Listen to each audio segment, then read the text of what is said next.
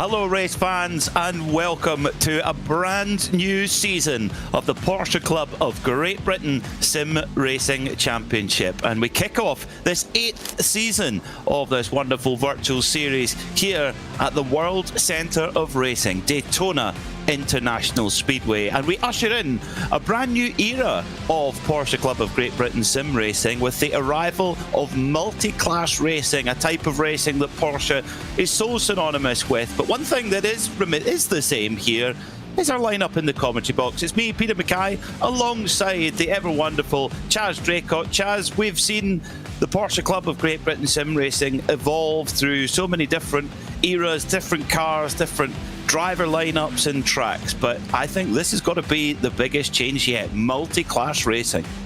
Absolutely, Peter. Hello, everybody. It's fantastic to be back once again for the 8th season. I cannot believe this is the 8th season already. It's come around so quickly. But yes, 2 different cars on circuit at once. It is one of the biggest changes we've seen in the championship since it began during 2020. And I am really excited for moments like this we're going to get throughout the season. It's really going to throw the cat amongst the pigeons, having 2 separate cars instead of just having 2 classes split on paper where they all share the same machine. A hell of a calendar to go with it though, Peter. We're going 8 for 8 this season with the race meetings. What a belter. Yeah, can't wait. And kicking off at one of the most iconic venues, and a venue that's been so kind to Porsche over the generations, Daytona International Speedway, for our opening feature round. Then in 2 weeks' time, we go to Monza in Italy, and then another iconic circuit, Spa, 2 weeks after that.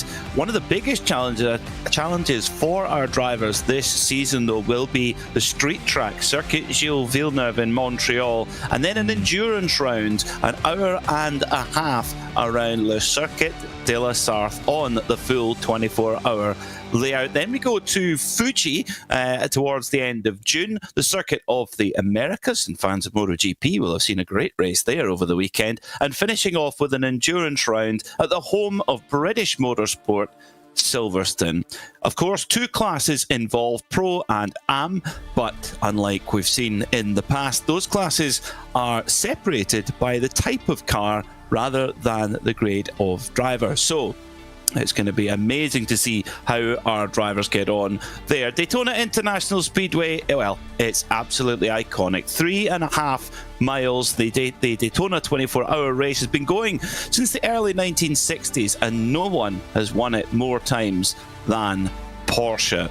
Quite a simple track, and should be a fairly straightforward start for traffic management for our multi-class racing here, and we'll ease the drivers into it before they have to negotiate the tighter circuits later on in the season. You run in a low downforce configuration here, and because of that, it can be a challenging circuit indeed. So the drivers at the moment, they're out in their free practice with just a couple of minutes left on the clock, and then we'll go into qualifying. And I tell you what, these cars, don't they look fantastic? Pro class, Chaz, the fairly new Porsche 963 GTP. Absolutely stunning race car.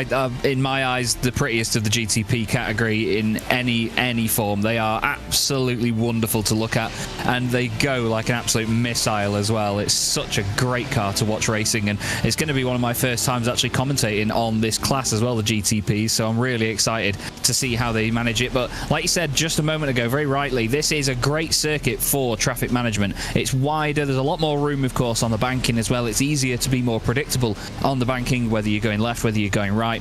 But there are still a few pinch points as well, especially down into turn 1, the corner we were just looking at there, National Horseshoe, and of course the fearsome bus stop. There are going to definitely be a few fireworks when it comes to the multi-class element of this, but I think that it's going to be more on the GTP drivers trying to keep it safe rather than the AMs having to jump out of the way. We can see a little bit of it going on here actually during practice, where drivers are getting used to the difference in the acceleration and the braking capability of these 2 cars. Yeah, they're quite different, very different indeed. Yeah, the 992 GT3R, that will be the car used by the AM drivers in this 8th season of the Porsche Club of Great Britain Sim Racing, and that is a car that is familiar from last season. So the AM drivers, they've not got to learn a new car. That is very important.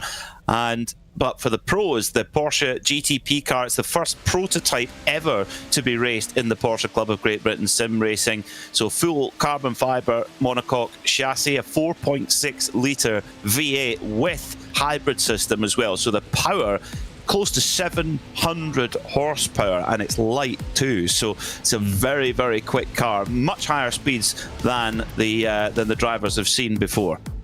Yeah, definitely. And it is really interesting, actually, you bring up the point that the AMs don't have to learn another car. I think that the AM class this season is going to be so close because they've already had a season of getting used to that car. You know, they've already had so many different rounds at a lot of very different racing circuits. So they're going to have experience above what the pros do. Sure, the pros will be ahead of them on the road anyway because of the natural pace difference in the cars. But I think that the top sort of 5% of the AM class is going to be mighty close this season, and I think we're going to have a hell of a battle there. Obviously, we will keep our eyes on both classes as evenly as we can throughout the season, but it's just going to be an epic running of this championship. So glad to be back for Season 8, and like you say, Peter, what a place to start it off. I think it's it would be rude not to, I think, at this point, wouldn't it? Certainly, and of course, Porsche getting their first major endurance win at the Rolex 24 Hours early on in the year with the Porsche 963. Matt Campbell, Felipe Nasr, Dane Cameron and Joseph Newgarden taking the win for Porsche Penske Motorsport. And yeah, this is a circuit that's just been so kind to the Porsche brand over the years. So out on to track we go. 20 minutes of qualifying, and it's open qualifying, so the times must be set. Everyone's out on the track at the same time, so this is going to be really critical to try and get a clean lap here and not get your lap disturbed by another class of car coming through, whether you be the quicker pro class cars coming through or the AMs having to look in the mirror, or indeed being held up by one of their contemporaries also. The thing here as well at Daytona International Speedway is the slipstream. So the slipstream can have a massive impact on the lap time. So we may well see drivers pairing up with one another, trying to get give each other a little bit of a tow and get themselves further up the order. Car number 7, Christian Tsuruta, former champion, didn't quite manage to defend his title last season and running colours that we haven't seen on this car in the outdoor world. But I tell you what, those Manti colours, the Grello, it's made for a Porsche 963. Looks great. Yeah, definitely. I think it really suits it. It looks absolutely striking as he makes his way around the first sector into the International Horseshoe. The car just looks so planted all the time, but it's the way it comes out of the corner that I just cannot get my head around. It's like it's been fired out of a cannon, just disappears off up the road. But it's got this sort of gentle and smooth face to it, you know. It's not an aggressive looking car as such. It looks very in control of what it's doing. It looks very nonchalant about the fact that it's such a rapid racing machine. I don't know. I see facial expressions in cars. I don't know if there's something wrong with me. But it does look like a certain sort of car that will just... You can trust it. I think that's one of the things that the drivers will find with it as well, is they can definitely trust this car to grip and get around corners as quickly as possible. But I suppose, as always, Peter, with something like a prototype or even an open wheel car, they are stuck like they're on a scale electric circuit until they're not. That's right, there's very little warning. You can't really let the car slide too much, otherwise it's going to end up in tears. Great to see so many of you watching out there on RaceSpotTV. White Van Gaming is hello to you. Is a little bit surprised about the multi-class racing. It's certainly a new era for Porsche Club of Great Britain sim racing. CXR Racing, the crew that defending champion Johnny Cullen was running for, saying the #1 car is looking sexy. That's certainly one way to look at it. Hello to Steve Prowley, Charlotte Haley cheering on Stephen Haley as well, and we're good to see a Roxy livery out there. We just need Rexy and Spike. That's a very good point, it is. Rory, for AO Racing, and of course it wouldn't be. And of course Bernie, he's always watching. Is Bernie. He absolutely is. Bernie in there as well. And yeah, Rory agreeing with us that the Grello on the 963 looks good, and it absolutely does. We've then got Ramiro in there as well, giving us a wave, and Jackie Pipples proudly saying can't wait to watch the 241's debut. Good luck. Thank you all for your support, everybody. Great to have you here with us. That's a livery that looks good on this car as well, isn't it, Peter? The 11/10 guys absolutely doing that car justice. My, that is a tasty-looking race car. Oh, goodness me, that wasn't such a tasty-looking run into the bus stop for Johnny Elia. These guys running in the Enduro car series again as well this year, actually, in that livery. So it's good to see that it works on all forms of race car, so to speak. Yeah, I don't think it went particularly well at their last outing. I did see a picture of a very sad-looking car that had a wheel bent out of shape, unfortunately. So I missed that, sorry. Yes, but they have had some success in the car too. And Johnny's been very, very busy in the sim racing world, racing in the World GT Championship, which we broadcast here on Monday nights on RaceSpotTV, but also in the Motorsport UK GT Championship, where he's leading the AM class at the moment. So he's very race sharp at the moment, is Johnny Elia, as we ride with Roxy, the famous livery of AO Racing, the brainchild of PJ Hyatt, the team owner, who asked his kids how he should paint his helmet, and his son loves dinosaurs, so he said, okay, so he put a dinosaur helmet, and then they thought, well, why don't we paint the whole car like that? And that so was Rexy was born, which is the green dinosaur. But then there was one race weekend where there were two races on at the same weekend, so Roxy was born, which is this one, the pink, and then now they have the LMP2 car, which is Spike the Dragon. So there's always good fun at AO Racing. You've got to absolutely love it, and it's a great story as well. And it just having something that just stands out and is a little bit different to the usual sort of corporate racing liveries is just always great to see. And it very quickly becomes a fan favourite as well on circuit. So it's lovely to see it. It's great to see that it's emulated in the sim racing world as well, and it still carries the same love with it from people that watch and likes of us up here in the commentary box as well. Here is Johnny Elia going for another quick lap this time round. He had to reset after the previous run. Certainly interesting to see already that drivers are being affected by other cars being out on track, because like we said, Peter, it's usually a lone qualifying session in the Porsche Club of Great Britain Sim Racing Championship. So these guys now have to really pick a decent spot on the circuit and be very careful about getting too close to the back of drivers in front. And, of course, making sure that they're not going to impede anybody behind as well. Johnny Elia's picked a perfect place there, right behind Christian Cerruta, so that's really handy. Can get a bit of a tow there along the straights. So it's Johnny Cullen who's on top of the timesheets in Pro at the moment in the GTP cars, 132.177. Mark Baxter Jones, 132.210, so it's really tight at the top. Rob Miller, newcomer to the championship in the 999, 132.249. Stephen Haley in fourth, 132.3, and David McRoberts, another newcomer to the championship, 132.5. So from second to fifth is covered by just 0.3 of a second. It's very, very tight there at the top of the timesheets. In AM in the 992s, you've got Drew Fletcher leading the way by just over 0.2 of a second from Oliver Carbadine. Andrew Shepherd in there as well. Kim Such in fourth, and Ralph Meyer rounding out the top 5 at the moment. So we ride with Stephen Haley in the cockpit of the 963. Developed with it's got the Multimatic chassis, and developed, of course, in conjunction with Team Penske. They put an enormous amount of development into this car and continue to. Didn't have the easiest season with it last year, teething problems, but definitely up to scratch this year with the Daytona win. And what's going on there?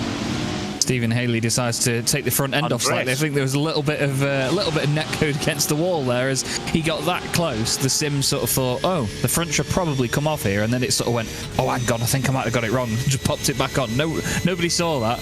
But Steve Proudly was just saying it's good to see the Brabham Esports car on track, but the rest of it has now been left down at turn 1, it seems. Listen to this though, on board with the 992 GT3R. What a fantastic noise with Andrew Shepherd of Scuderia Chicken House, one of the best team names and liveries that we've seen in recent times.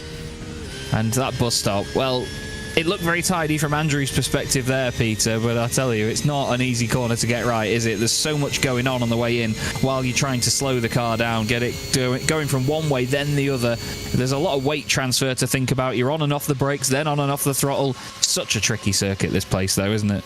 Yeah, the Le Mans chicane is really tough, and the thing is as well is it's so easy to get a slow down penalty when you come out of the bus stop. You can just get a little bit greedy, and the system says slow down, and you quite literally have to slow down, and you lose so much time because it's just one big long straight after that.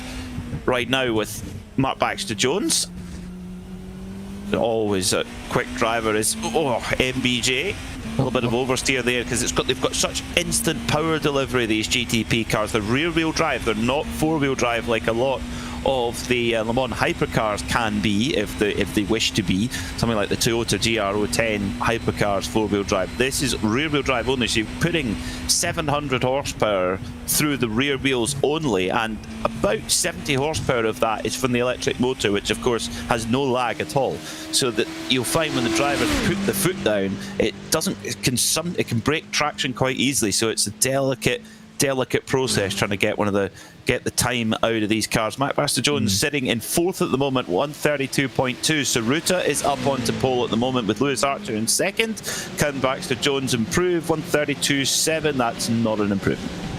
No, there's only 17 thousandths of a second between the top two times as well. That is amazing stuff by Lewis Archer. Really solid lap from him, that 31.968. Got a little tiny gap over Johnny Cullen, but boy, it is so close up there right now.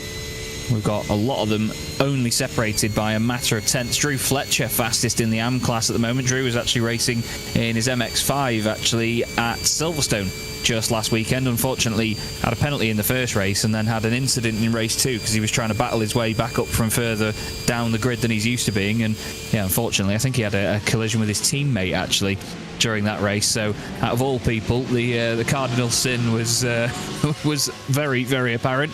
We just caught a glimpse there of Fausto Pinto. Now we see Amrik Sashdev, two real stalwarts of this championship, Peter. They've been around since day one, and that's one of the best things about this series. Every season we come back and there's such a brilliant story behind all of these drivers that have been in it since the very beginning, over 4 years ago now, which is terrifying.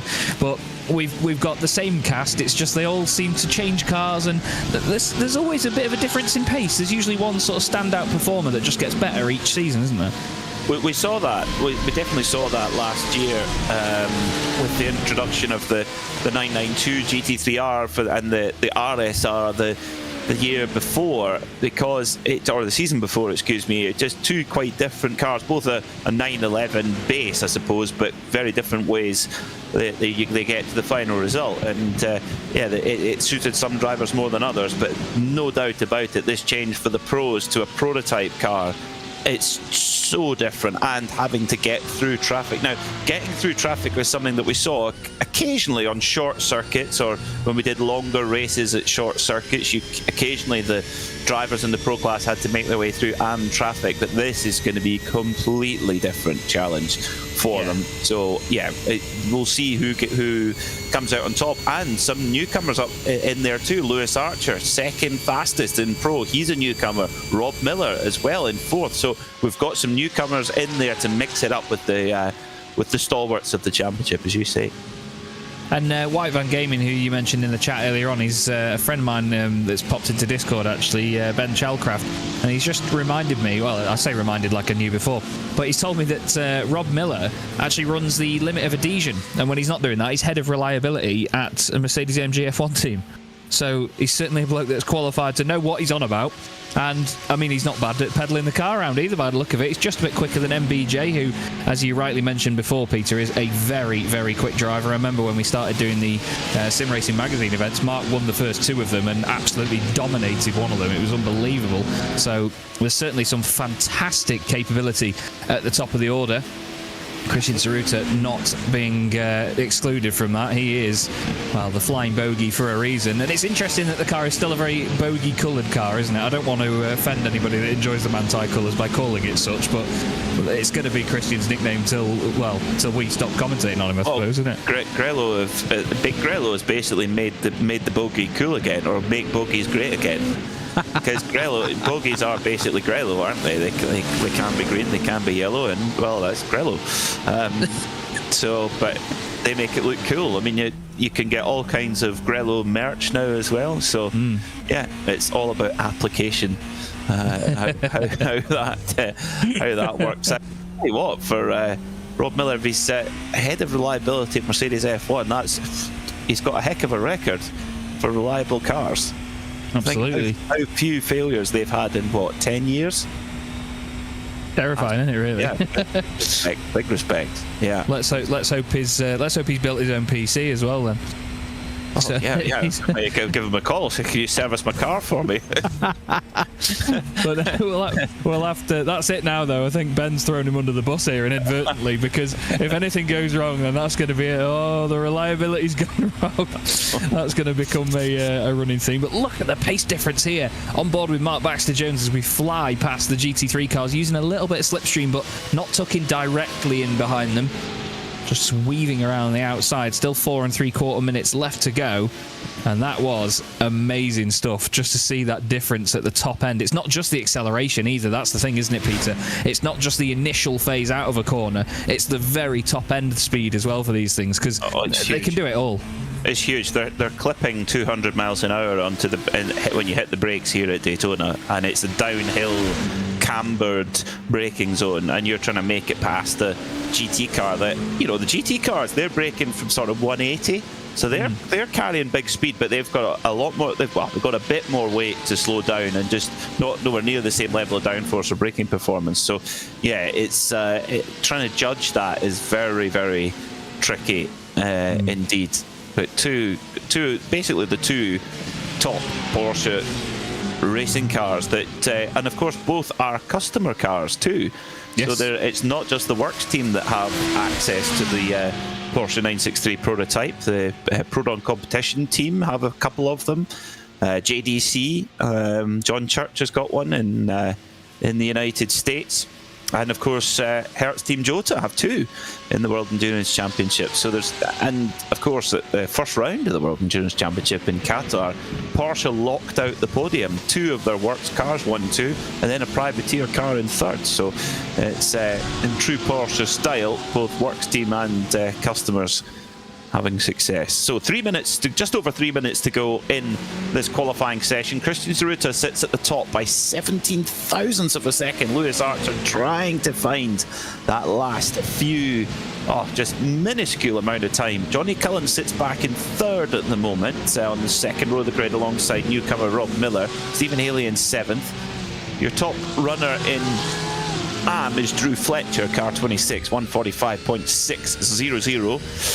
About 0.2 of a second up on Ryan Penny, who's now there's a bit of trivia, Chaz. Ryan Penny, we saw him get plenty of AM wins last season.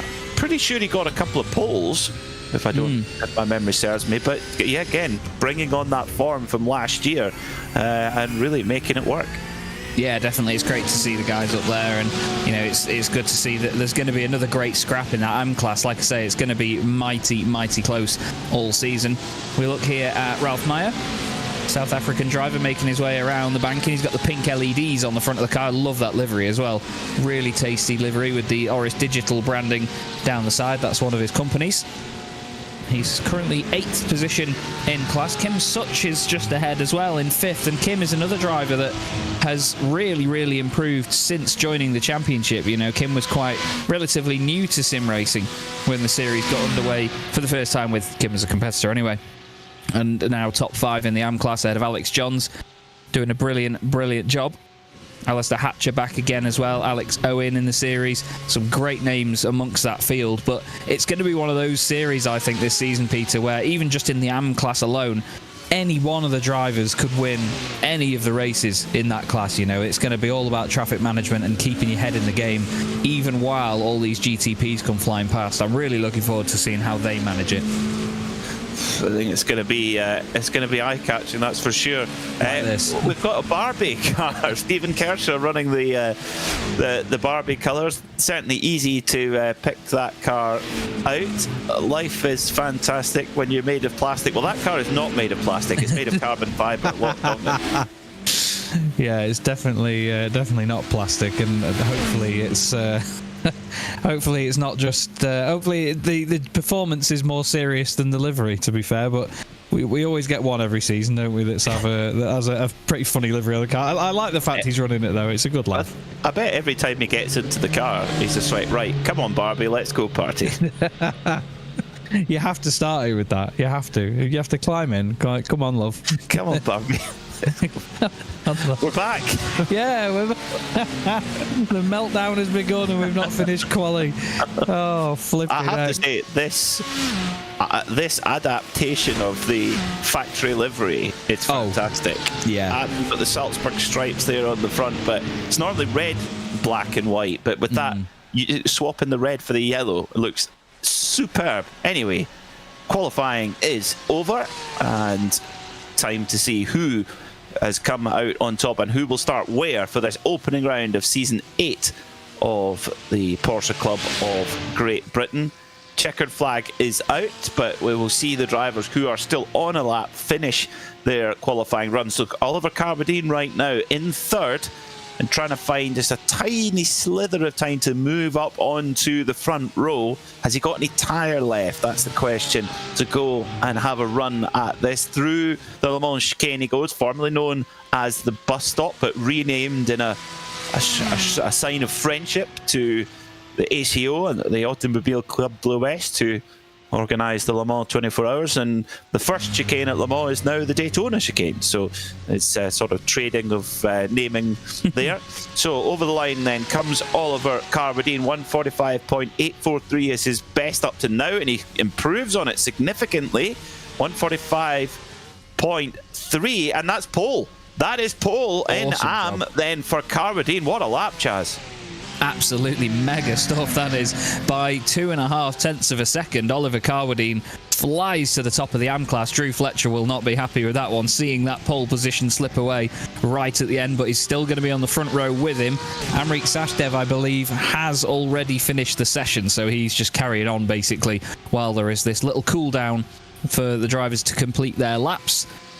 But he continues on around the banking now, and we've got this lovely, lovely sight here of the pit lane and the infield here at Daytona. It is such a great place to be for the first round of the season. I'm mighty, mighty excited. And we've got Mark Bernie Phillips, bless him, in the chat saying, laugh out loud commentary as ever. We aim to please, Bernie. You know us. We're going to have a laugh doing this once again all season, Peter, and it's a pleasure to be back, isn't it? It's fantastic. Yeah, really, really good. And a huge thank you to all of the loyal Porsche Club of Great Britain sim racing sponsors who make this championship possible. Porsche Centre Chester, if you're looking for a 911 ST allocation, Carl Hazelton will, I'm sure, definitely give you one. No, he won't. That's a joke. There it is. Love you, Carl. We love you, Carl. Yeah. I think I need to get myself a Stand 10-1 helmet to protect myself from the flying debris. Anyway, Christian Tsuruta on pole by 17 thousandths of a second from Lewis Archer, with Johnny Cullen and newcomer Rob Miller there on the second row of the grid. Then it's Mark Baxter-Jones and Chris Byram with an ever eye-capturing livery on his Porsche 963. Then Stephen Haley for Brabham Esports alongside Rob Sharp, then David McRoberts and Stuart Clark. On the sixth row of the grid we have Johnny Elia and Stephen Kershaw in a Barbie world. And then finally our 14 runners completed with Josh Bailey and the Rothmans Porsche of Mark Johnson. So that's your pro drivers. The AMs in the 992 GT3Rs led by Oliver Carbadine with that fantastic lap right at the end of qualifying to take pole by a good, well, just over a quarter of a second from Drew Fletcher. Then it's Ryan Penny and Fausto Pinto making a feisty row 2. Then row 3 is Kim Such and Roxy and Alex Jones in 6th. Row 4 will see Andrew Shepard and Alistair Hatcher. Then it's Ralph Meyer and Amrik Sashdev rounding out the top 10. Alex Owen in the Targa Florio Gulf throwback car will start 11th alongside Paul Tomlinson. So the drivers have a quick warm-up session to complete where they can use it as they wish. They can go out and get some additional track time, or we can go and have a comfort break of whatever sort. Pour a cup of tea, because actually you probably could sip a cup of tea as you're going along the straightaway here at Solong. Yeah, absolutely. Yeah, it's certainly a circuit that I know in the past when I've done a couple of Daytona 24 hours here on iRacing, it's definitely been one where you can even eat and drive at certain points. I've found, as long as you're on the banking, just one hand all the way around, you'll be absolutely fine. There is the Barbie livery on the number 247 car of Stephen Kershaw. Very, very lively looking machine indeed. It's a shame there's nobody called Ken in the series, really, isn't there, to be honest with you, because there would have definitely been jokes about that over the course of the season. I'm sure there will be many more to come. We need someone in an Action Man car. We do. See, Barbie and Action Man have got together at turn 1. No. Well, I don't know if that's broadcastable or not, whether Hugo's going to have to start charging more for broadcast at this point. But we'll have to have G.I. Johnny Cullen, won't we, join him as well in the pack. But yeah. G.I. Johnny. That'll do, Chaz. Yep, good one. We'll take that. Right. Moving on. Barbie is going around the hairpin now. What has he done by choosing this livery? I don't know. What has he done? What have they done by employing us again? I know. I wonder on a daily basis, Chaz. Flipping out. Oh, dear. So, welcome back, everyone. Yes, welcome back to the Porsche Club of Great Britain. Thank you also to Pirelli. You'll see their logos on each and every one of the cars. You get down to your local Pirelli Performance Centre and get fitted to a tyre specifically made for your Porsche. In fact, Porsche were the very first car manufacturer that got Pirelli to make a tyre specifically for their vehicle. So get in there, whether it's a Cayenne, Taycan, 911, Cayman, whatever it is. 356, go into your local Pirelli Performance Centre and get fitted up for the right tyre. And having driven a car on the wrong tyres and a car on the right tyres, it is about the biggest change in performance you could possibly make. He's absolutely right. It certainly is the way. At the end of the day, that's the bit that sticks to the road. The rest of the car is just sort of propped up above it, isn't it?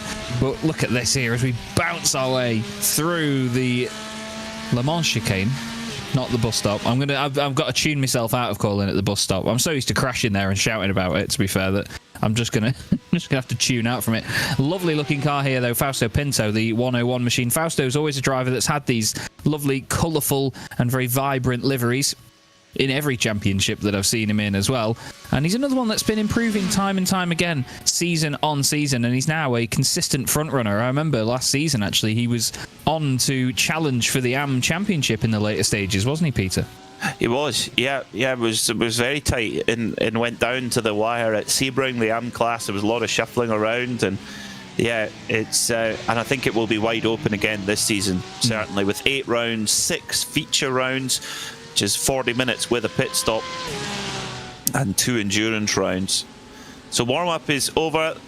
The talking, the thinking, the planning is all behind us. It's now time to race here for Season 8 of the Porsche Club of Great Britain Sim Racing Championship, the inaugural multi-class season. 40 minutes on the clock, a limited fuel cell for each of the drivers, so they will be forced to come down pit road, Daytona's wide expansive pit road, for a splash of fuel.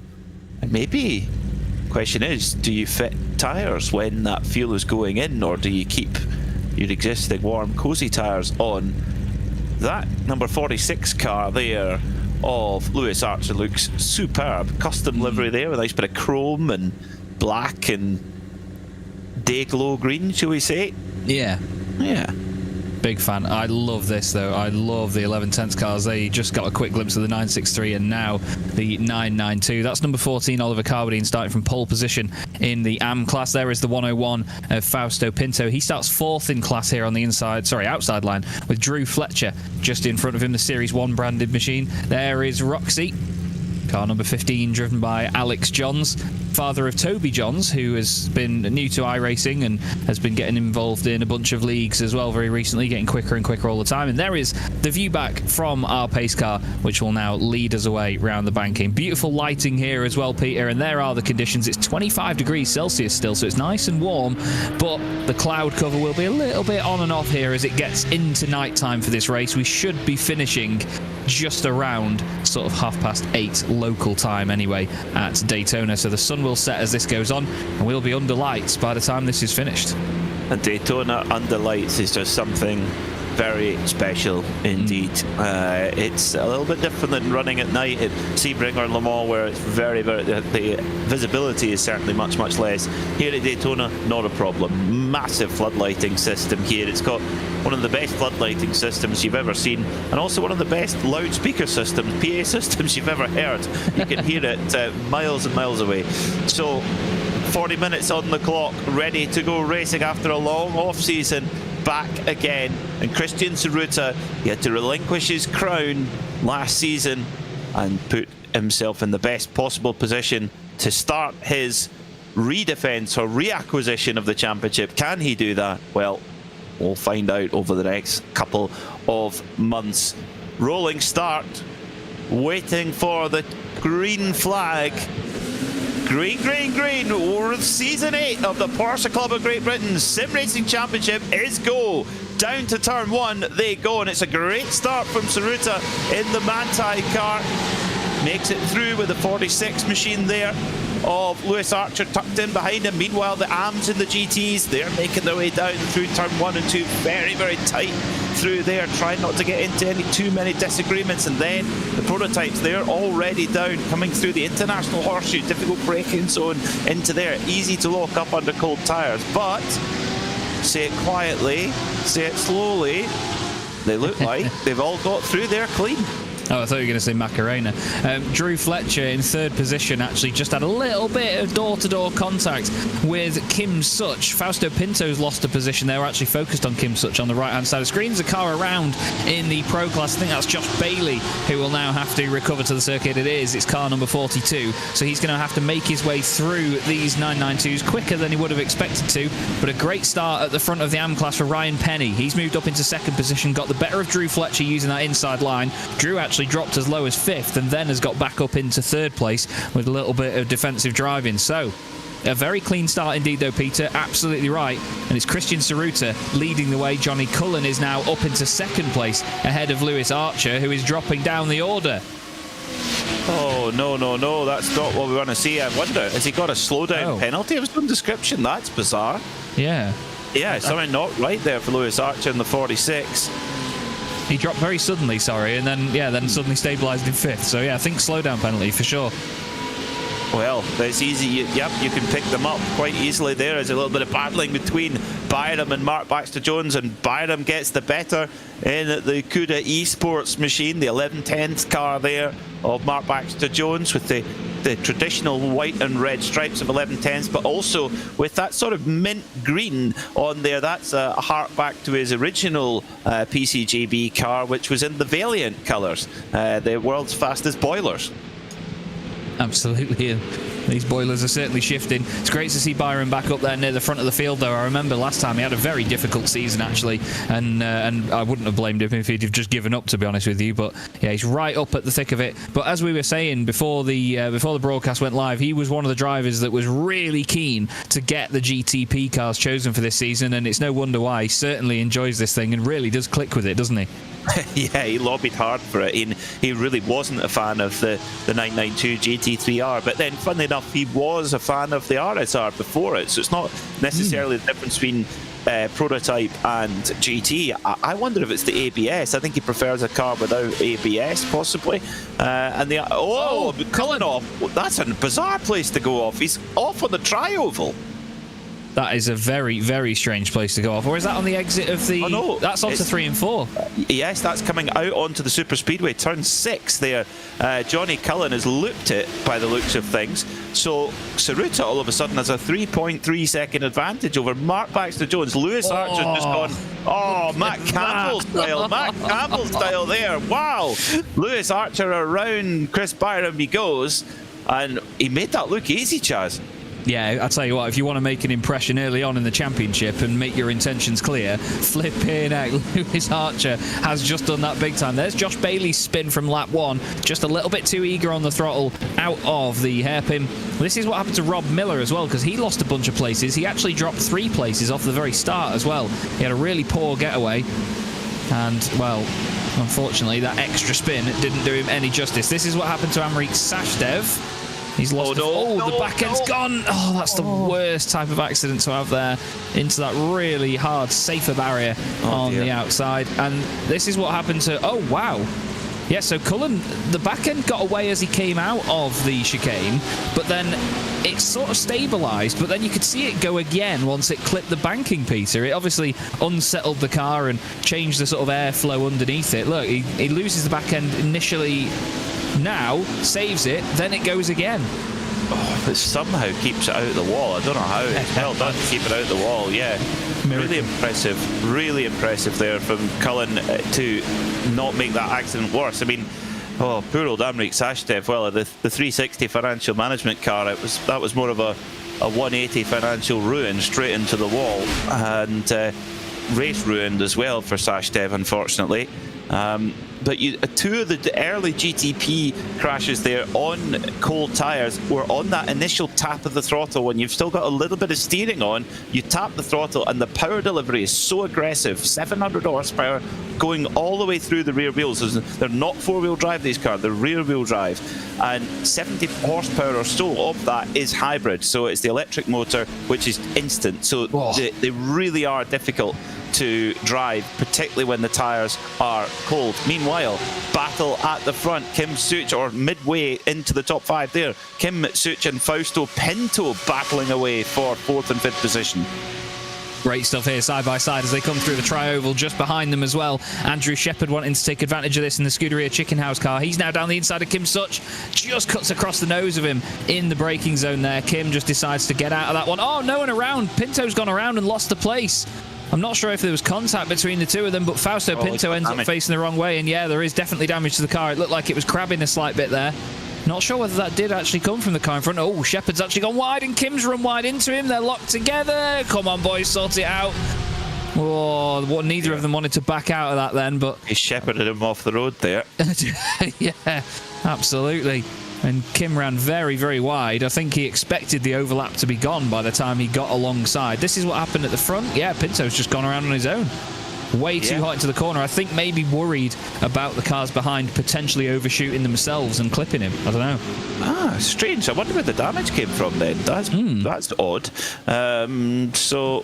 Archer's just been nearly back onto the oval on the other side here. He's gone really deep into turn 1, and now Byron wants to take advantage of it, Peter. This is all go here. This is great stuff. You bet it is, yeah, you bet. Really, really good stuff there. Lewis Archer's clearly got very strong pace. He's gone past Byron there at the kink. That's not an easy thing to do, but he's done it. So he's now up into 3rd again, trying to fight back, but I lost time that is going to be so hard to claw back Christian Tsuruta, who's 6 seconds in the lead right now after just over 7 minutes of racing. So it's dream start to the season for Christian Tsuruta. Meanwhile, further back, Kim Such is he's trying to recover here on Alex Jones in Roxy with the matching white wheels for the teeth. So right there, it's a little bit of playing chicken. Who's going to be late on the brakes? And it's so tough there. And the car just does not want to turn. It just wants to wash out going through that first corner. Yeah, it's a corner that feels different every single time you go around it. There's been some positions changing here in the GTPs. Lewis Archer has now dropped back behind Chris Byram on the exit, and all this time Mark Baxter-Jones would have been hoping that these guys get distracted by their own fight and just disappear behind him in the rearview mirror, but no, they're all locked together for 2nd place outright in the very first round of the championship. Archer is now on the inside. Byram holds the middle line. He's the one at the front of this, so he can do what he wants. The other guys have to be careful about it, and they're so close to contact on the exit there. Neither of them want to give an inch. Chris Byram's still looking down the inside into the International Horseshoe, brakes a bit later. But look behind them as well, Rob Sharp and Stuart Clark suddenly appearing in this. There's a car that's going to look pretty. Rob Sharp's liveries have always been stunning on a GTP, but it's even better. We haven't even seen him tonight. He's been very under the radar, but that's Rob for you. Chris Byram, definitely not under the radar now, though. Neither is Archer as he comes back at him down the inside into the hairpin. This is excellent stuff. Byram gives him just minimal amounts of room, cuts the nose off him again. These two are sending an absolute message to each other here, Peter. This is excellent stuff. Oh, fantastic. Fantastic. Really firm, hard, fair racing between those two. Really impressive to watch. And Mark Baxter-Jones just at the very top of shot there, just gone out of our view. He's looking in his mirror going, yes, guys, keep doing that because I'm going to escape while you two bicker over third position. But the real winner out of all of this is Christian Tsuruta, now 9 seconds in the lead after 9 minutes of racing. He's effectively gaining a second a minute. It's been picked and flicked, hasn't it? Flipping heck, Tsuruta. He knows that we're talking about him flashing the lights. Either that or there's traffic in front of him. It might just be a coincidence. That could be traffic. Traffic. Well, you're not a prototype driver unless you have a liberal attitude to the use of the headlight flasher. It's almost Range Rover-esque. It's out of the way. Yeah. Move isn't. Yeah, absolutely. I think I remember James May describing the BMW 760 Li as the BMW move over poor person. I think that's probably the same sort of vibe from behind the wheel of the 963, really. That I am so much faster than you, you need to get out of the way. This is Stephen Haley in the Brabham Esports car, always a team with a fantastic looking livery, and he chases down Rob Sharp, who also has a fantastic looking livery with the Orberis branding on it. And not too far behind these guys as well, we've got Stuart Clark, another stalwart of the series. For some reason, in my memory, always sticks the moment where Stuart Clark won the second race at Alton Park many seasons ago. Took his first win in the championship in the Rusty's Roast racing car. And it's just one of my favourite memories of this series. Here's David McRoberts as well, trying to get back into the thick of it. He's currently running in 13th place outright in car number 12. Let's not get those things confused. But the whole GTP field, actually, Peter, they're still very close together, realistically. Away from Tsuruta, anyway. Everyone is separated by barely a second each. Well, the fight for second goes all the way back to, well, Stephen Haley, I would say. There's kind of four or five car battle there for that position, and Mark Baxter-Jones trying to break away, but the problem is the slipstream is so pronounced here. If you get right into somebody's draft, you get a huge lift in speed with the car in front punching the hole in the air, and these cars with the 7th gear, you can, whoa, that was close. So Such thought about a move and backed out of it sort of halfway through, and but Jones goes wide and Such goes, thank you very much, as does Ralph Meyer. 2 for the price of 1 there. Meyer's going to go, yes, I'm going to have some more. Oh, and now the GTPs are mixing it all up as well. This is the new era of Porsche Club Sim Racing here in the UK. No. Mark, what are you doing, boys? Mark Baxter-Jones, Chris Byram and Lewis Archer through the middle. That is outrageous stuff. These guys are so committed to this fight. Oh, that was terrifying. I looked away from my screen for a minute. I didn't think all three were going to go for it, but you know what? The guys thought, well, Mark's going to send it. Let's embrace it. Goodness me, what a fantastic start to the season this is. We're only about 10 minutes in, and I've already lost my breath. It's remarkable. Well done to the GT cars there, because hold a predictable line and allow 3 prototypes through the middle of you. I don't think they could do that again if you asked them to. That was really, really risky. So Mark Baxter-Jones is in second then, with Byram right behind. Lewis Archer has lost a little bit in that exchange, where he did actually just back off saying, you guys surely aren't doing that. Oh, you are going to take that one on. Of course, but if you get traffic here on the banking, it's just mirror signal maneuver, round you go, and you want to try obviously pick off as many of these cars as you can. And now Archer, is he going to get by this 1110's car in time? I think he is just about, but look at that. Like M25 on a Friday afternoon. It absolutely is. All the accountants on their way home from work, all of them flying in the fast lane, all wanting to be in, let's call it the overtaking lane. My friend Alex will kill me if I call it the fast lane. But these GTPs, there's contact. Mark Johnson turned around. That's Rob Miller involved. Johnny Cullen in there as well. Contact between those guys down towards turn 1. And you could say Mark Johnson's been smoked there. The hopes of a good result have gone up in smoke. Yeah. We are back, aren't we? Yeah, we need to stop out these jokes.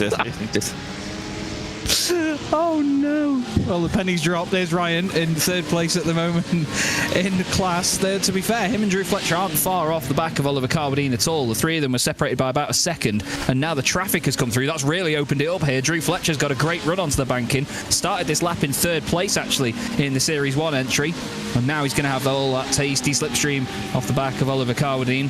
Drew actually messaged me after qualifying and said, please tell me that he did that lap with a toe. Then he was... No, I said, I'm sorry, Drew, I'm not going to lie to you, mate. I'm not going to lie to you. All on his own, on old tyres as well. Oh, Christ alive. Yeah. Sorry, Peter, there was a moment there where the GTPs had to back out for one of the first times that we've seen tonight. Had to just get out of it on the way into the chicane there. So, you know, it's starting to happen more often now, and look at the speed difference there. They're already past them again now on the banking. It's definitely the worst place for it at the Le Mans chicane, where it's when it's that 50-50, and that's where the headlight flasher actually can be quite helpful, because you position your car, you show the GT car what you're intending to do, and you flash your lights, basically saying, I'm coming through. So either you turn in on me and we have an accident, or you let it go. And it's about being predictable. It's about giving signs to the other class of car what you're going to do. James Weaver was the absolute master of that when he competed in so many top-level sports cars and prototypes. He was almost always in a prototype, and he would be really good at presenting the car and being decisive in getting through. And the GT driver would then just take a little early lift and get on the power early and actually not lose a great deal of time as well. And they all got through clean. It's quite an art, that multi-class overtaking. And right now you can see here two GTP cars trying to battle, but then they've got two GT cars to get through, and the difference in lap time, so a 1:32 roughly for a front-running GTP car, a 1:45 for a front-running GT car, so there's about 13 seconds or so on a circuit like this, so it's significant. That was a really brave move down at turn 1 by Drew Fletcher around the outside of Oliver Carbadine, cut across and just got the job done. He ran a little bit wide through the international horseshoe, and then he ran a little bit wide as well in the second hairpin, but he's now holding on to that lead as they come back down towards the Le Mans chicane. And it was Mark Johnson and Rob Miller that came together earlier and just went past these guys as well. They've opened up a slight gap over Ryan Penny at this moment. We've got Ralph Meyer in 4th place in the AM class, then Andrew Shepherd, Kim Such next up ahead of Alex Johns, Fausto Pinto in 8th position, and then it's Hatcher and Owen that complete the top 10 in that class. Still, though, it is very, very close in the GTPs as well. There's a car going slowly. Is that Johnson? It is. It is. Mark Johnson. Going very slowly indeed. So, what is going on there? He can't have run out of fuel, surely. I mean, none of No. I think Mark mentioned in another league just the other day he was having issues with his pedals, and obviously at a circuit like this he had an issue with the throttle not going to 100%, and you're certainly going to notice that around here at Daytona and in a car like that as well if it's not quite right. So I'm wondering if he has had some damage or something, or whether it is down to the pedals again. So hopefully whatever it is, he can get it sorted and get back out there, but that is a real shame to start his season off like that. That's a pity. Yeah, that's really a pity for Johnson. Interestingly, the gap had just come down a shade there between our leader Christian Cerruto and Mark Baxter-Jones. It had gone a bit under 9 seconds, now sort of hovering around that mark. But the thing is that Cerruto can beat a Ford. He's built up that gap early. When there was no traffic around, he pulled such a gap that he can now actually he can take on less risk in traffic. So if there's a 50-50, he can back off and pick off the GT car after a corner. He's gone into the pits of Cerruto. So yeah, I wonder if it's fuel for Johnson.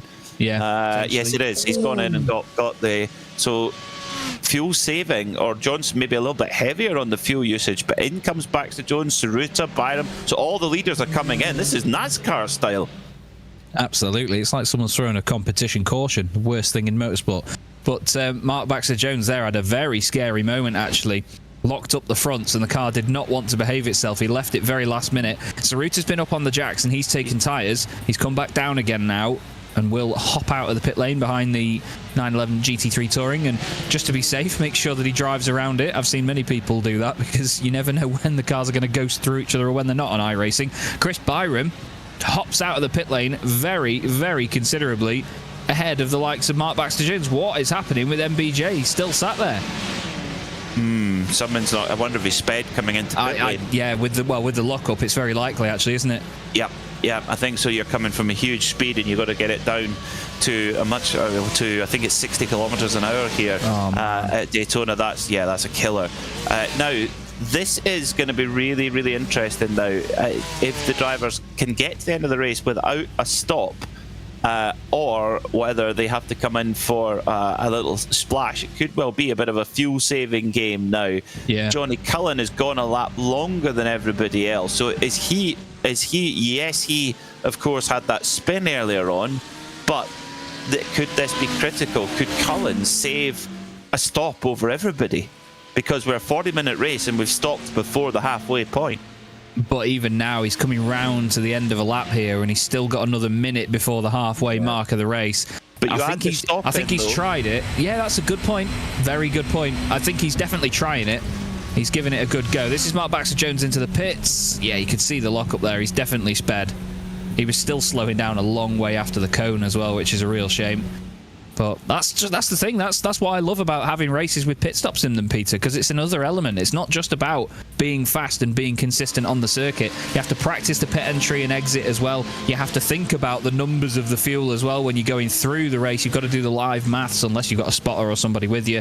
But yeah, there's so much more added in by just having even just one pit stop in a race like this. It really throws the cat amongst the pigeons.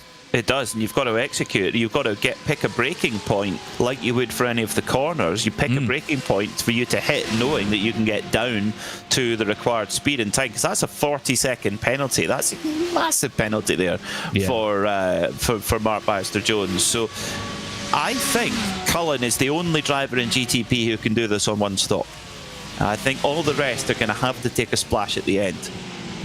Provided that as long as they're not allowed to fill the tank up completely, but I don't believe they are. I believe it's a fuel limited race, so that would mean that unless they do a massive amount of fuel saving, those who pitted altogether, then they are going to have a tiny splash before the end. Cullen, he could still win this. He could do the Danny Sullivan spin and the win. Absolutely, you never know, and that's what's always exciting about it here in the Porsche Club of Great Britain Sim Racing Championship. You never know what these guys are planning, and we've had some amazing results before in the past where drivers have really surprised us. We've had a few endurance events in the past as well that have always provided great entertainment, and the on-track battles alone are worth watching. It's good to see that Mark Johnson is back out there on circuit now, so he has recovered. He's just making his way through some of these GT cars. We look here at Andrew Shepherd in the Scuderia Chicken House machine.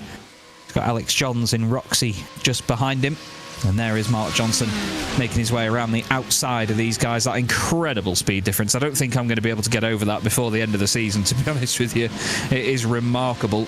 Just shows you how fast these GTPs are. But these guys currently battling for 4th position in their class, and it is gradually getting darker here as well, Peter, so the liveries won't be as prominent for us, but it certainly looks pretty here on iRacing, doesn't it? It's fantastic. It looks just great, with the lights glinting off the bodywork. As now the GTs make their way in. Drew Fletcher in, Ryan Penny, Oliver Carbadine, so all of our 3 leaders. Yeah, I'm sure Penny overtook him there. yeah, but that's what it comes down to, where Penny, run on there for Drew Fletcher. That's going to cost valuable seconds there. But yes, Ryan Penny, if he's got that braking point just right, as long as he's done that without speeding, that's free time he's just gained as everybody's in. Roxy's in, and for Alex Jones, Andrew Shepherd's in, taking service, and off they go. Now, interesting, Carbadine. Oh no, boys! What are you doing? Oh dear, that was a bit. I think Drew was expecting them still to be ghosted through each other there when they left the pit lane. I thought they were until the very end. So Fletcher then, he missed his pit box and lost a second at least, reversing back. Penny missed. Right, Penny missed the box. Drew was already in ahead of these guys, and then Carwadine's gained a lot of time on him there. But Penny outbroke Carwadine on the way into the pit lane, and then unfortunately missed his box and undid the hard work. Right, okay, so that's really critical, and of course what that means now for Ryan Penny is he doesn't have the slipstream. He's not in that leading pack, so really needs Fletcher and Carbadine to battle with one another to be able to catch them up. But if Carbadine and Fletcher are smart, they can pull away as a leading pair with 17 minutes to go.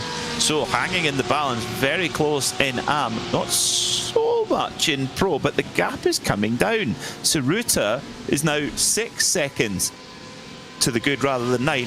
I wonder, Chaz, if Tsuruta's now trying to fuel save as hard as he possibly can to try and save that stop, knowing that if he does stop, he could lose the race to Johnny Cullen, who's only 21 seconds behind him. Yeah, definitely. He's got to balance out the time that he loses on circuit to what he would potentially lose by having another pit stop. So it's great for him that he had that advantage in the early stages, though that is what could have potentially won him this race. But there's still 16 and a quarter minutes left to go yet, so plenty of speculation still on the cards from up here in the commentary box. I can tell you that for free. Byram holds on to second. Lewis Archer holds on to third. Lewis has been mighty exciting already in this championship, so I look forward to seeing more from him as this continues on. Rob Sharp up there in fourth place, just ahead of Stephen Haley. Those two are battling over that position right now as we speak. They've then got a decent gap back to Johnny Elia and Stuart Clark, who are also having their own little scrap. This is the Rob Sharp and Stephen Haley battle. Good to see Stephen back once again in the Brabham cars. Oh, dear me, Clark. Was that... Yeah, was the Rusty Road yeah, car Stuart Clark.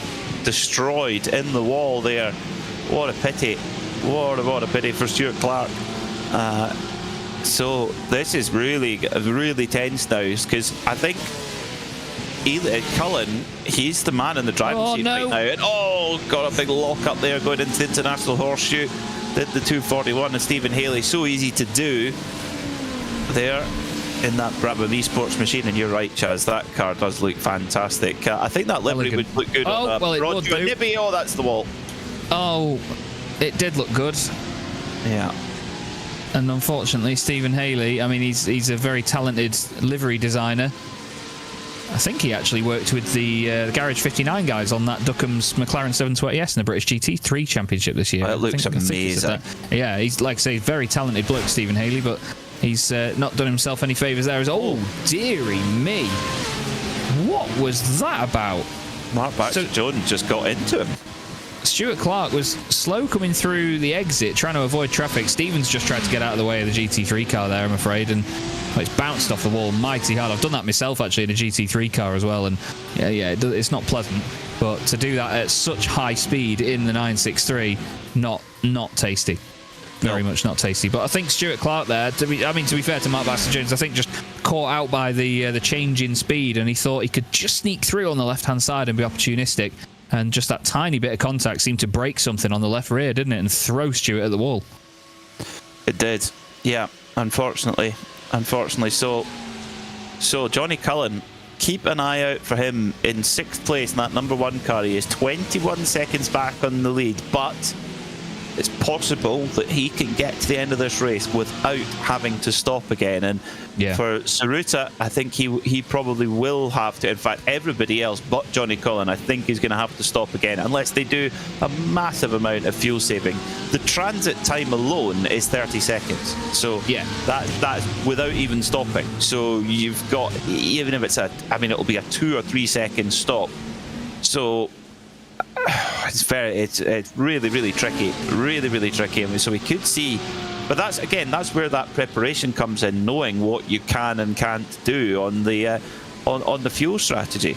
Yeah, absolutely. A lot of these guys would have simulated a race run, but one thing you can never practice for is when you're going to have traffic in front of you, when you could potentially use the slipstream to save fuel. It's clear that Oliver Carwadine did, because he's the only driver in the entire field that was in the pit lane for less than 50 seconds. Everybody else, whether it's GTP or the GT3 cars, were all in the pit lane for over 50 seconds, including their stop time. So even with the fact that you've got Johnny Cullen about 24 seconds off the lead right now, there's a good 24-second buffer that he will have based on the previous pit stop. So sure, the next ones will be a lot shorter with that splash and dash before the end, but even then, he's got a decent amount of time, as long as he can keep the pace up here and not get done over by the traffic. We see here, though, Rob Sharp chasing down Lewis Archer for a podium spot. We've had a number of interviews with Rob before. He's a lovely bloke, always looks at the racing with such a fantastic mindset, and it'd be good for him to return to the podium. Earlier on in the year,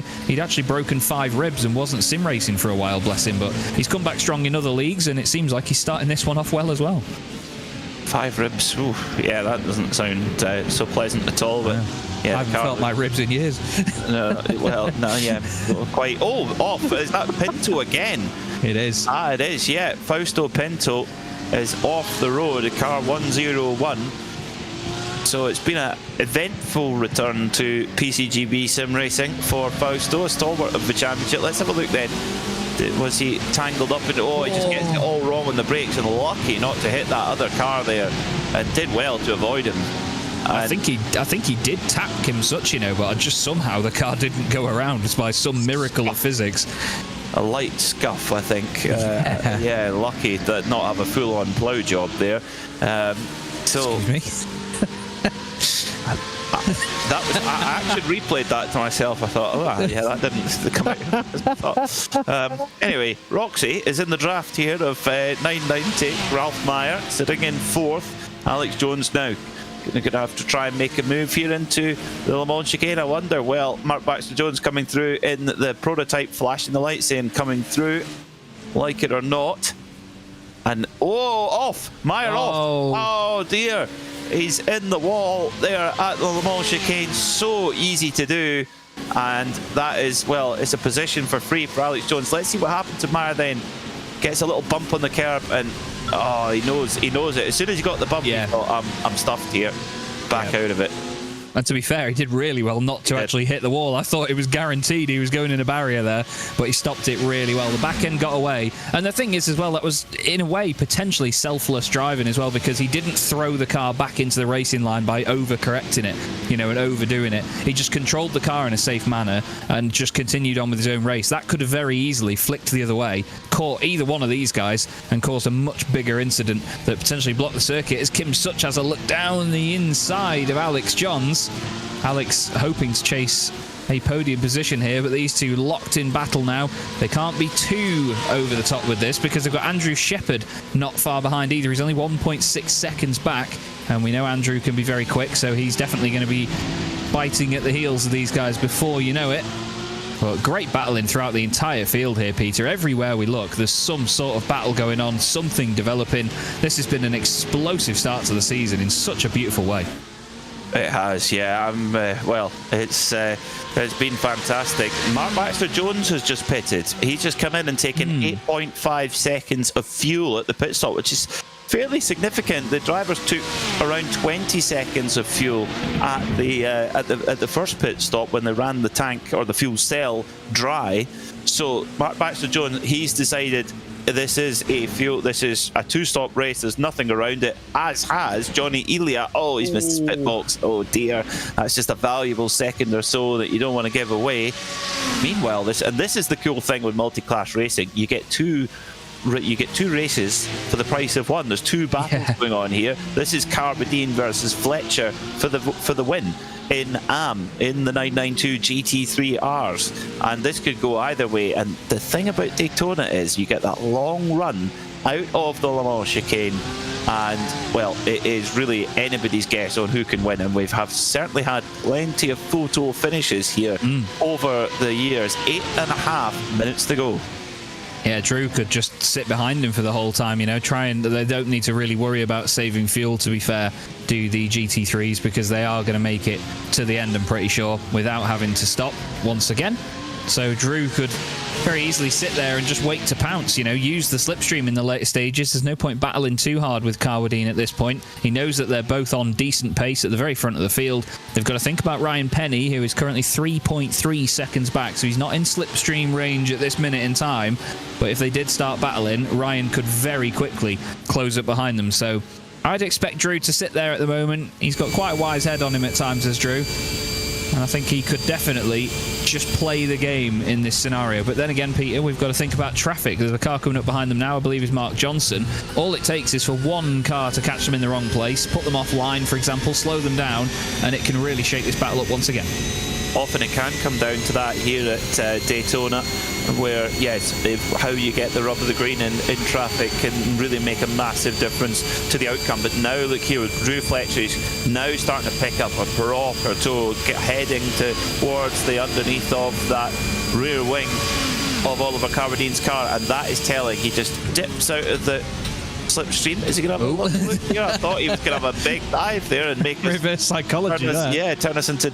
But so he's just sizing Carradine up, trying to force him into a mistake if he can. Yeah. And if not, I think you can set up a move. If you get a really good exit out of Le Mans chicane, you can come out of the Le Mans chicane in second and win the race. You can do it, but it does require the perfect setup, the perfect draft from the car ahead. And Carradine, of course, is going to do everything he can to defend from Fletcher. 6.5 minutes to go. There's the mistake. Oh no! Fletcher loses valuable time, but does he lose the slipstream? I think he might just hang on to it. It's around a second. That's going to give you a little bit of slipstream, so he's going to need every last slither of it now from Carradine.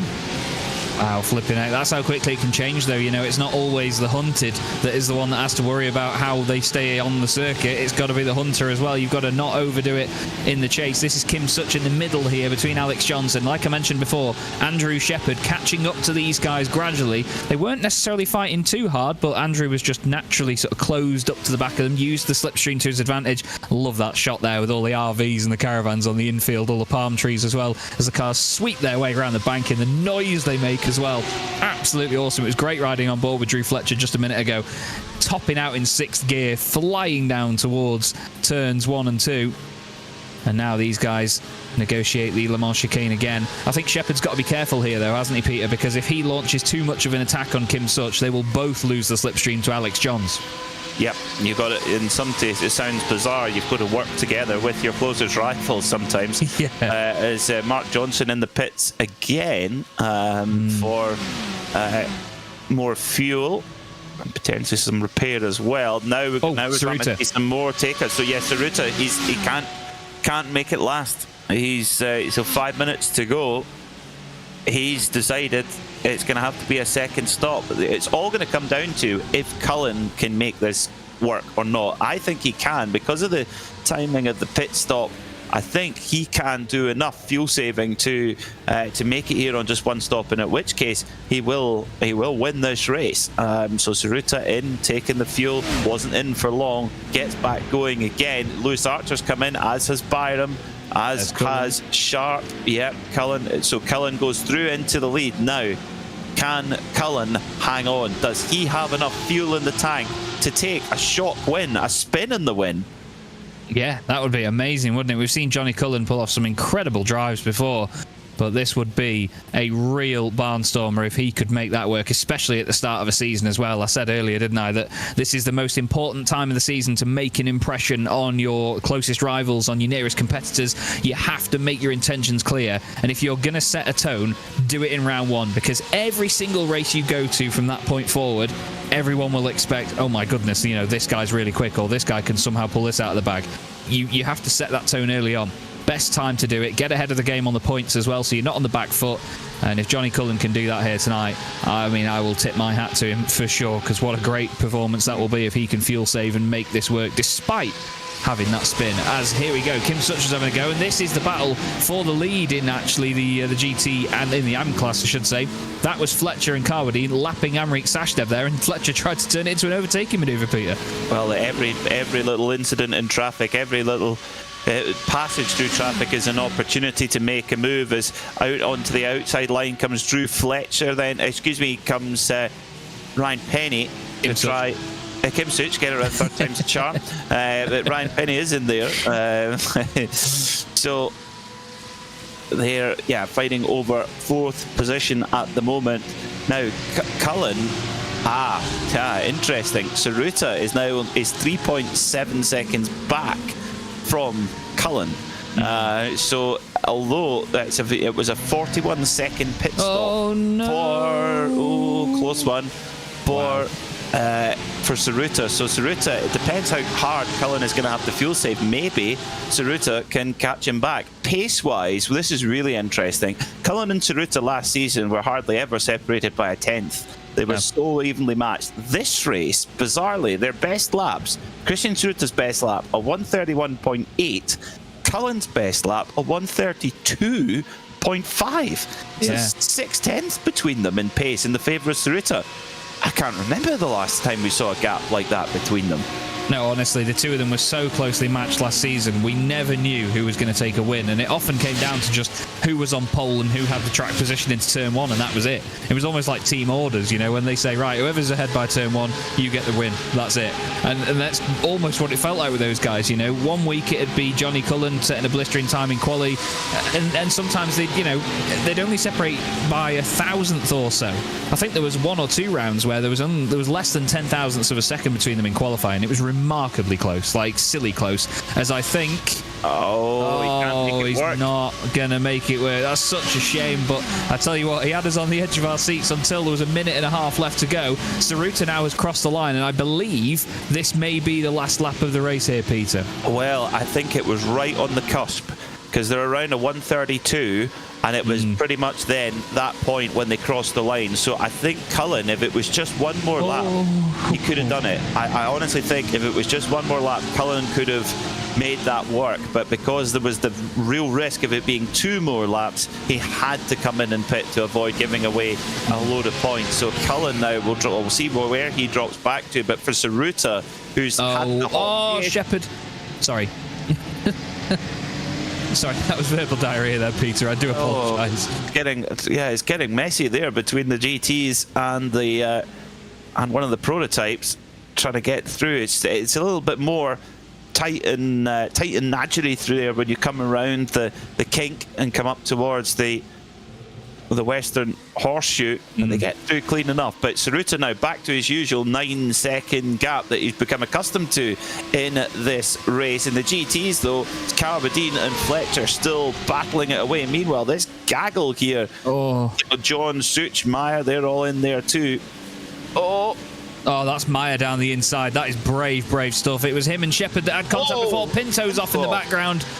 Pinto with one of the GTPs, a bit of contact on the way in there. Chris Byram involved, I believe, as across the line to take the victory, Peter. Saruta does it to start the season.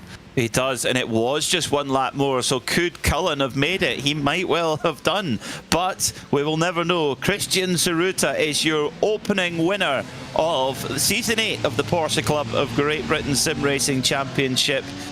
And in second place, it's switching back. A huge battle going on for second place at the moment in GTP between Byram, Sharp and Archer, but it goes the way of Byram, who picks up second. Sharp gets the podium in third. Archer finishes in fourth, and Johnny Cullen comes home in fifth. Not a total disaster, but puts him a little bit towards the back foot. Meanwhile, the battle for that was the contact earlier.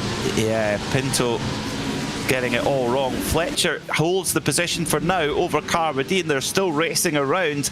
They haven't taken the checkered flag yet. So Fletcher and Carabadine, 26 versus 14. Here they are coming around towards the end. And is Carabadine going to have enough in the tank to hold on to this? I think he may well do. That's Penny for second. Fletcher's already up the road at this point. Carabadine's now trying to defend second place from Ryan Penny. So he is, yes, right enough. Yeah, so Fletcher's way up the road. Carabadine, actually, yes, you're right, defending over second position. So what's happened there? Fletcher now is going to have, and it should have enough in the tank to make it and win the first AM class race of the season here. And can Carabadine hang on to second position? Fletcher there, he's going to have enough to win it. So Drew Fletcher's, or is he run out of fuel? He's running out of fuel. Fletcher's running out of fuel, and Carabadine wins it at the line.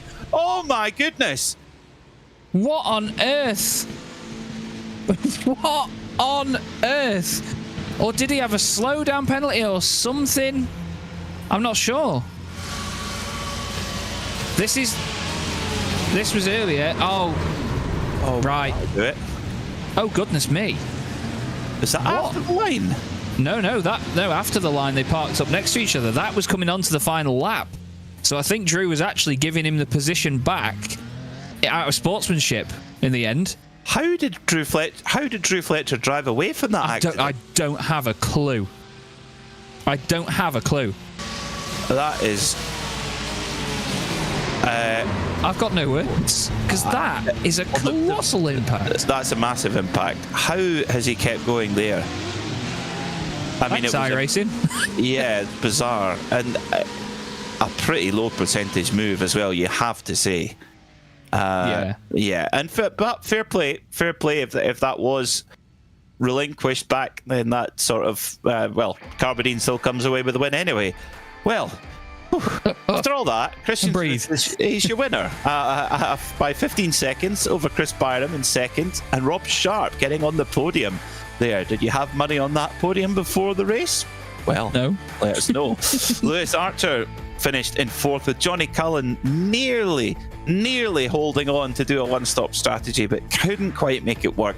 He comes home in fifth. Then it was Johnny Elia in sixth, Rob Miller was seventh, Stephen Kershaw was eighth, David McRoberts was ninth, and Mark Baxter Jones rounds out the top 10. Mark Johnson was 11th, and then Stuart Clark, Josh Bailey, and Stephen Haley did not finish on the lead lap.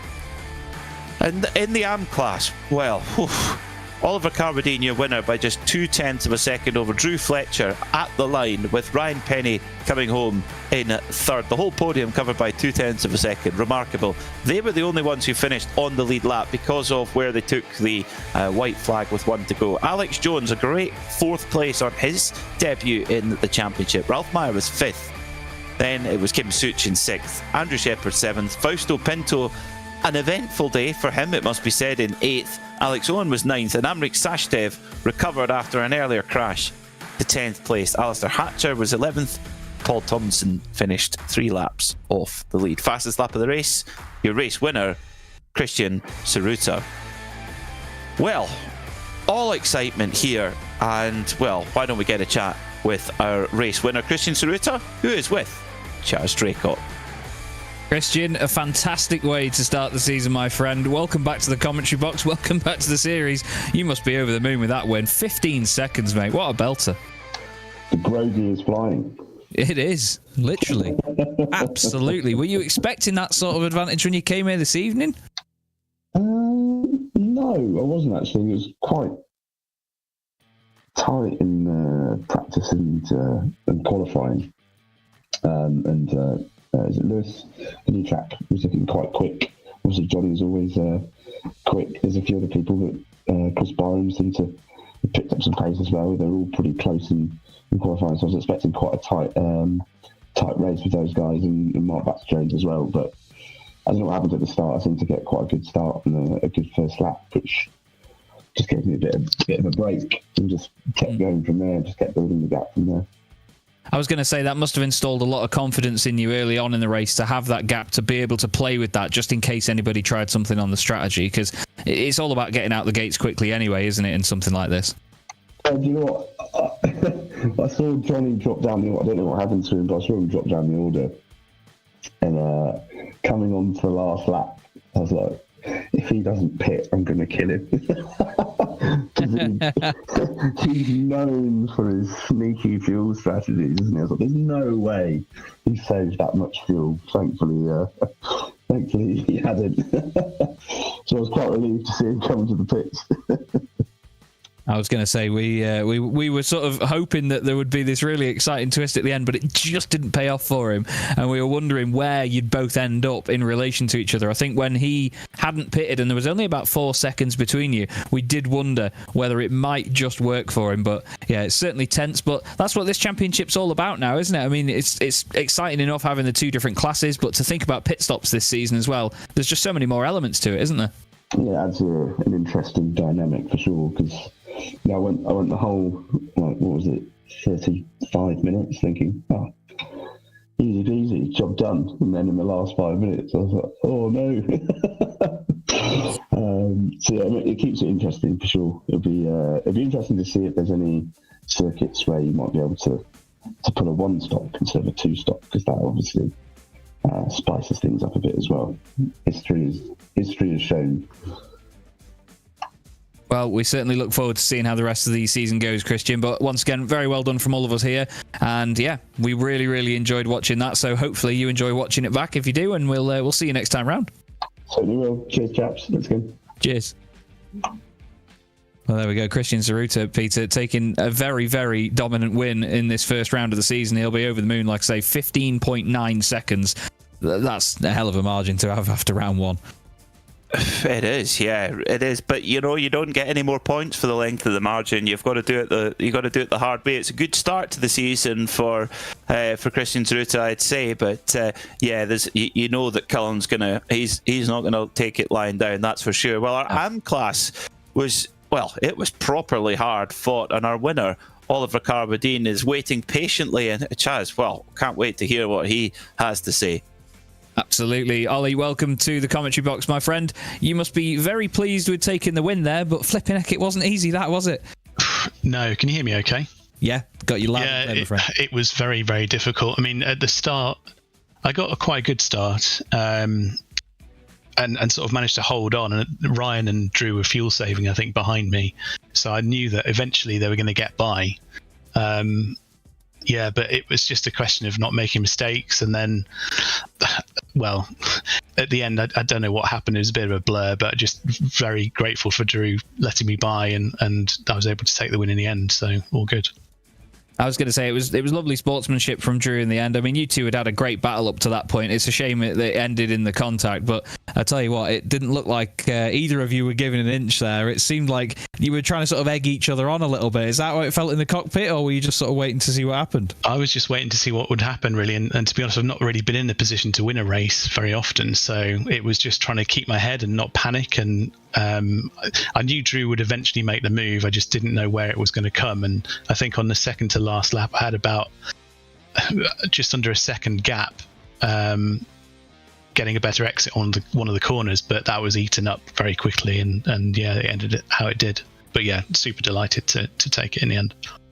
And what does it mean in terms of the rest of the season then ahead of us? Because it looked mighty close in the AM class. We knew it would be from the get-go, but I mean, with three of you separated by about a quarter of a second at the line, it really does set a good precedent, doesn't it, really? Yeah, it's gonna be really, really difficult. So I sort of came into this one thinking I might have a chance, because I did win the practice race last week just very narrowly over Ryan.